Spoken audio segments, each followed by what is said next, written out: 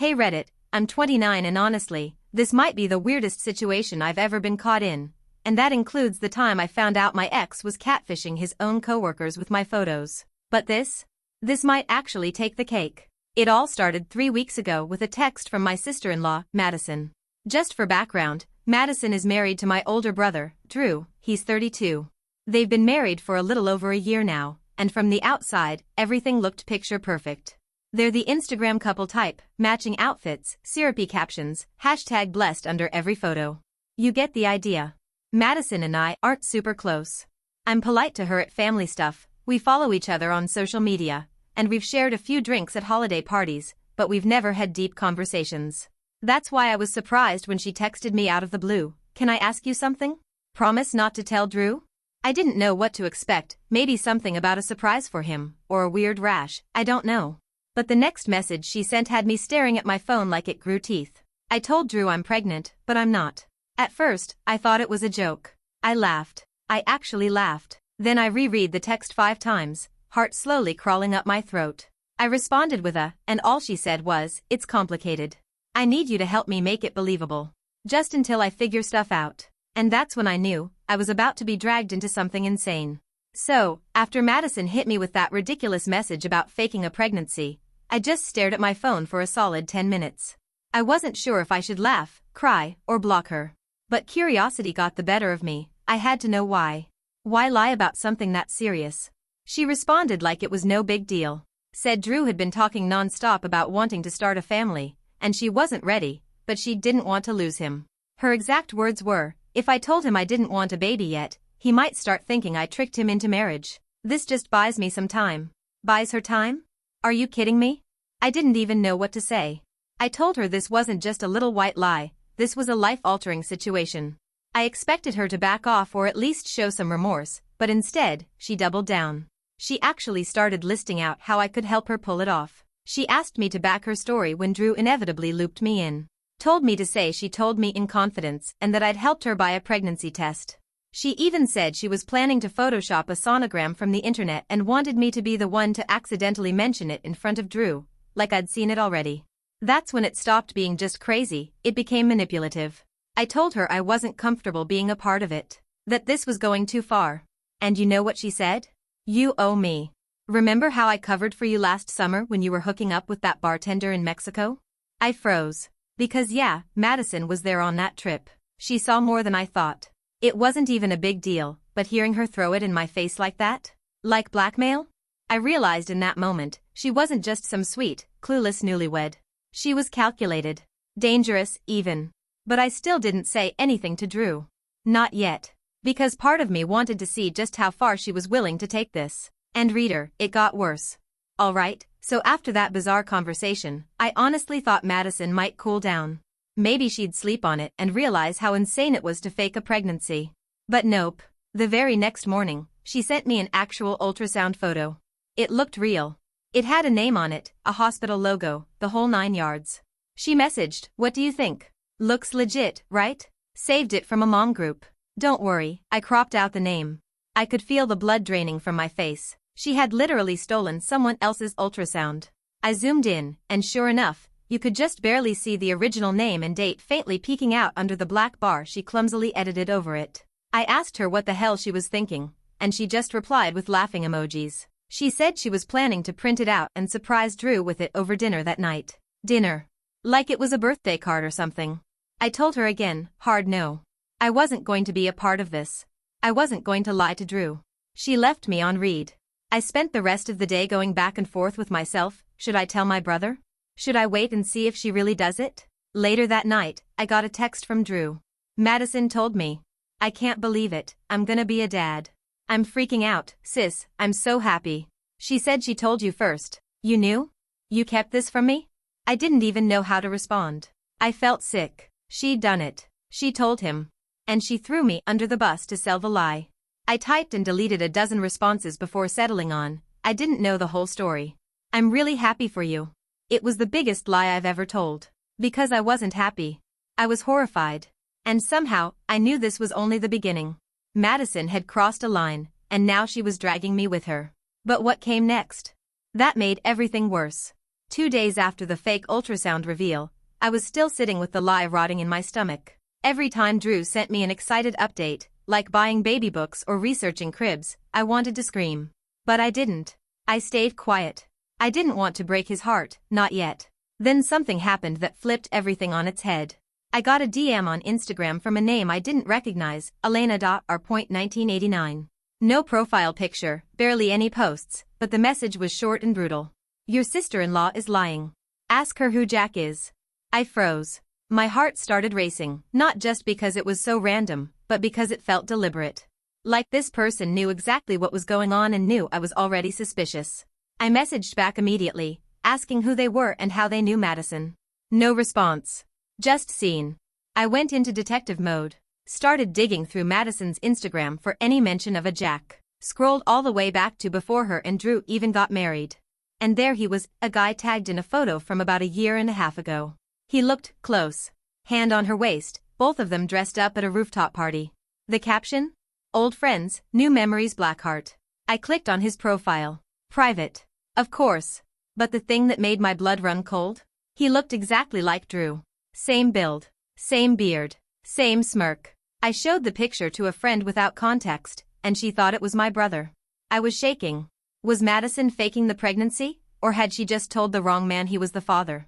I didn't want to jump to conclusions, but something about the timing, Drew pushing for a baby, Madison dragging her feet, then suddenly pregnant after a few suspicious weeks of silence, none of it felt right anymore. So I did something impulsive. I messaged Jack. I said I was Madison's sister-in-law and I needed to talk. Told him it was urgent. He didn't respond right away, and I spent the next 24 hours checking my phone like a lunatic. Then, he finally replied. Just one line, I've been waiting for this. And that's when I knew, I was standing at the edge of a much deeper mess. So Jack agreed to talk, but not over text. He said this wasn't something he wanted to leave in writing, and that alone sent my nerves into overdrive. We ended up on a late-night phone call. I was pacing in my kitchen like a lunatic while my heart felt like it was punching through my ribs. The first thing he said was, I had no idea she was married. I didn't even know how to respond. He sounded completely serious. I asked how long they'd been talking and he hesitated for just a second before saying, since last October. That was nearly 7 months ago. Jack told me Madison had reached out to him on Instagram out of nowhere. Said she missed their friendship and just wanted to catch up. He said at first it was innocent, some light flirting, old memories. But by the end of November, things had turned physical. I couldn't speak. Jack had no clue she was married. According to him, she claimed she was engaged, but not living with her fiancé yet. She said things were complicated and she wasn't sure she'd go through with the wedding. I didn't know what was worse, the fact that she had cheated, or the fact that she lied so casually about the entire marriage. Then came the kicker. Jack told me Madison had ghosted him 3 weeks ago. Right around the time she told Drew she was pregnant. He said she blocked him on everything, no warning, no explanation. He thought she just moved on, but something didn't sit right with him. And then, he found my profile through her tagged photos. That's when he realized who I was. He was shaken. Said he wouldn't have gotten involved if he'd known the truth. And then he asked the question that made everything twist in my stomach. Do you think she's really pregnant? I didn't answer. Because I already knew the truth, and now, I knew who she was hiding it from. Madison wasn't just faking a pregnancy. She was covering up an affair. With someone who looked eerily like her husband. And now she was demanding my silence, while my brother sat in the middle of it all, clueless and planning a future around a child that didn't exist. I hung up the phone in a daze. I had one choice now. Confront Madison, or blow this wide open. But what I didn't know was, someone else already knew. And they were about to throw a wrench into the whole thing. I barely slept after the call with Jack. My brain wouldn't shut off. I kept picturing Drew's face when this all came crashing down, and wondering if I had the guts to be the one to swing the hammer. But I didn't get the chance. Because 2 nights later, our parents hosted a small family dinner. Just me, Drew, Madison, and them. A quiet celebration for the pregnancy. I tried to back out. I came up with every excuse I could, but my mom wasn't having it. She was glowing. She'd already bought a little baby onesie that said Grandma's favorite and couldn't wait to give it to Madison. She even baked a cake shaped like a baby bottle. It was over the top and honestly, heartbreaking. So I showed up. And Madison? She was all smiles, glowing like a Hallmark movie. Hand on her stomach every 5 minutes, accepting compliments, fake blushing when our dad toasted the miracle on the way. Drew couldn't stop smiling. He kept rubbing her back, whispering in her ear. It was disgusting. And I felt like I was going to throw up the entire time. I was holding it together. Barely. Until Madison made a toast of her own. She stood up, clinked her glass, and thanked everyone for being so supportive. Then she said something that almost made me drop my fork. This baby is a blessing. And I just feel so lucky, because I know not everyone gets second chances. Second chances. She looked right at me when she said it. Smiled. Like she knew I wouldn't say a thing. Like she was daring me. But before I could even react, my mom, a sweet, clueless, loving mom, cut in with a smile and said, I know, honey. After everything you've been through this year, it's so good to see you happy again. Everything you've been through? I blinked. Looked at my mom. She kept talking, rambling about how proud she was of Madison for getting help and turning things around. I looked at Drew. He was just nodding along like it all made sense. And then it hit me. They knew something. Not everything. But something. After dinner, when everyone moved to the living room, I pulled my mom aside. Quietly asked her what she meant. And she just said, Madison told us she had a rough patch last year. Some mental health stuff. Bad decisions. But she's been going to therapy. Drew didn't want us to worry, so he kept it private. But she's better now. She's happy. They're stronger than ever. I was stunned. Madison had already spun the narrative. She was laying the groundwork for whatever cracks might show. She had everyone wrapped around her finger, and now if anything came out, she'd have an excuse. It was a dark time. I wasn't myself, but I've changed. She wasn't just faking a pregnancy. She was rewriting the whole story.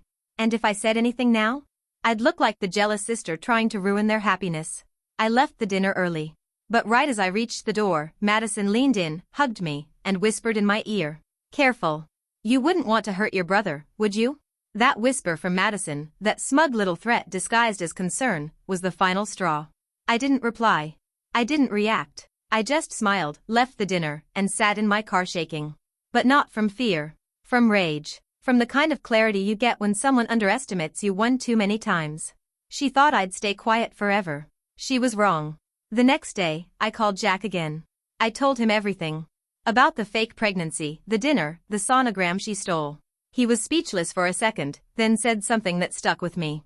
She's playing all of us. She's not scared of being caught, she's counting on us to protect Drew more than we hate her lies. He was right. That's why I had to be smart about this. I couldn't just blurt it all out in the middle of Sunday brunch. Madison was slippery.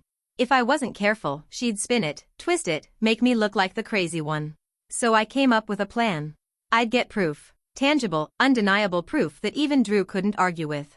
I wasn't going to just tell him, I was going to show him. Jack agreed to help. He started forwarding me old messages Madison had sent him. Flirty texts. Hotel receipts. Screenshots of video calls. It was all there, time-stamped, dated, and just recent enough to overlap with the start of her pregnancy. He even had a picture. One she sent him just 2 months ago. Her in bed, clearly not alone, with a man's tattooed arm barely visible next to her. And guess what? Drew doesn't have tattoos. Jack does. We blurred the image slightly, just enough to protect Jack, but clear enough that anyone could see it wasn't Drew beside her.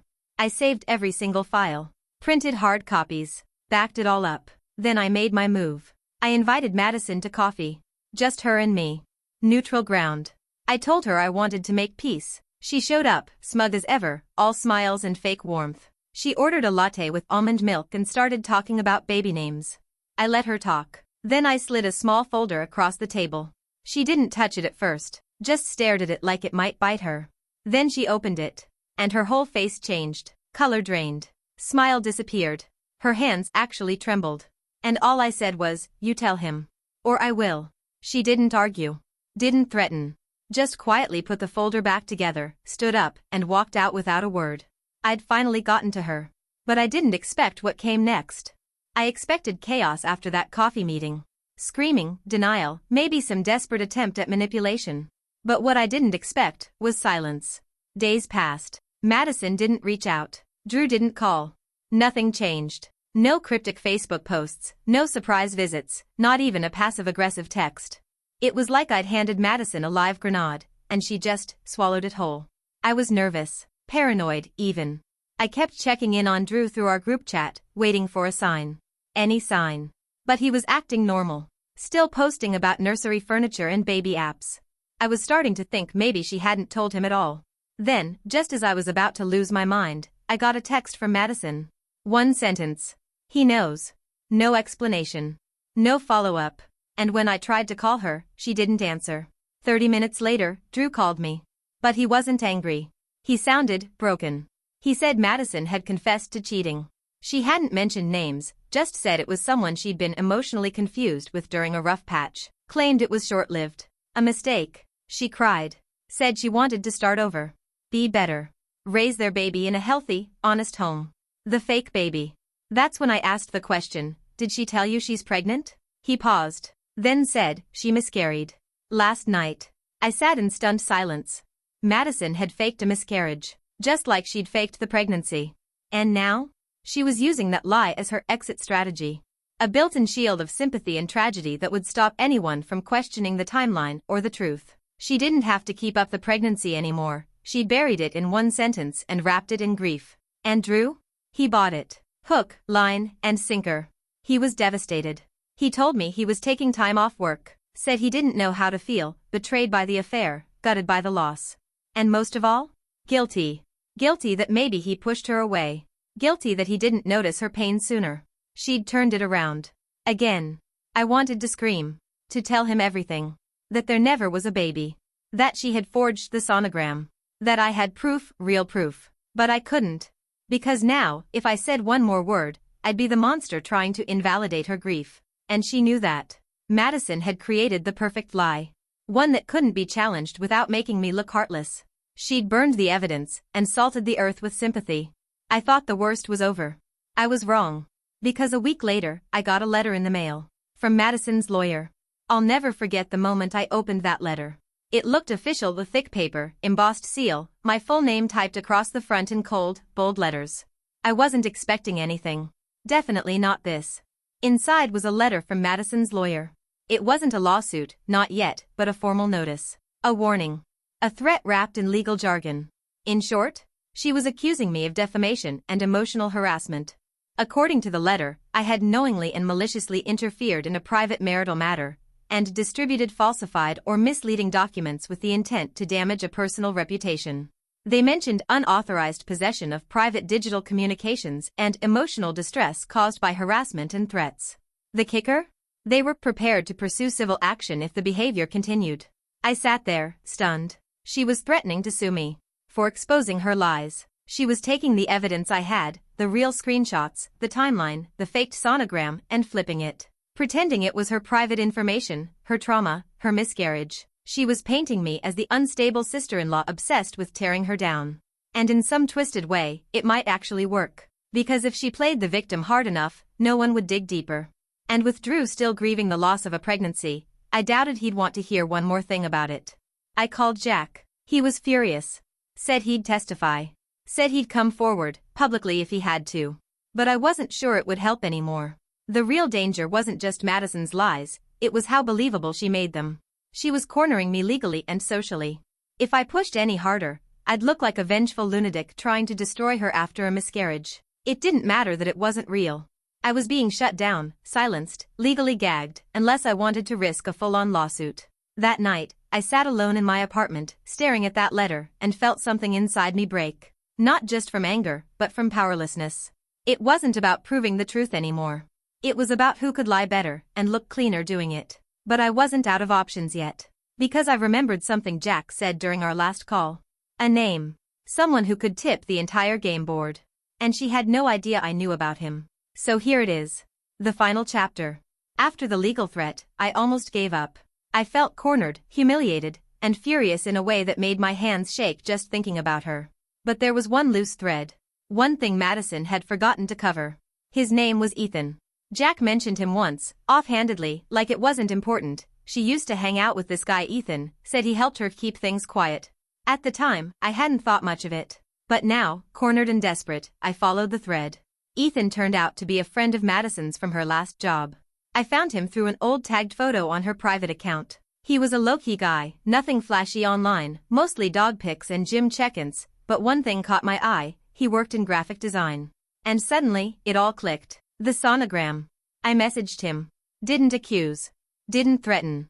I just said I knew Madison had faked a pregnancy, and I was trying to figure out how deep it went. I told him I had proof, but I needed confirmation. He didn't answer for 2 days. Then he finally replied. I didn't know she used it like that. I just edited the name off. Thought it was some social media prank. I asked him if he'd be willing to put that in writing. And he said yes. Within 24 hours, I had an email from Ethan confirming he had helped Madison alter a sonogram photo. He attached the original file. It was from a parenting blog. He'd just cropped the watermark and erased the mother's name. That was it. That was the missing piece. I sent a copy to my lawyer. Yes, I got one after that ridiculous letter. Then I sent a polite, direct response to Madison's legal team with Ethan's signed statement, the photo files, and a timeline breakdown of every lie she'd told. I never heard from them again. No apology. No follow-up. Just silence. 3 weeks later, Drew showed up at my door. He looked like hell, gaunt, exhausted, but quiet. He didn't even ask for details. He just said one thing. I found the file on her laptop. You were right. I nodded. I didn't say, I told you so. I didn't ask what he planned to do next. I just hugged him. Turns out, Ethan's message gave him the push he needed to look for answers himself. He found more than enough, copies of texts to Jack, photos she forgot to delete, browser tabs with pregnancy-faking forums still open. She hadn't even tried to hide it. Because she never thought she'd get caught. Drew left her. Filed for divorce a week later. Madison didn't fight it. She moved out quietly, no dramatic scene, no final blow-up. Just like that, she vanished from our lives like smoke in the wind. She posted one last thing on social media, some vague quote about healing and starting over, as if she was the one who got hurt. But no one believed it. Not anymore. Drew's healing. Slowly. He's in therapy, moved in with a friend, and blocked Madison everywhere. He's still not ready to talk about it in detail, but he told me one thing I'll never forget. I would have raised a fake child for her. I would have built a whole life around that lie. And she knew that. As for me? I'm okay. I still get mad sometimes, mostly at myself for not blowing it up sooner. But I also know I did what I could. I stood my ground. I refused to let her gaslight me into silence. And to anyone reading this, wondering what to do when you're the only one who sees the lie, don't let fear shut you up. Because lies rot everything they touch, but truth? Truth has teeth. And eventually, it bites back.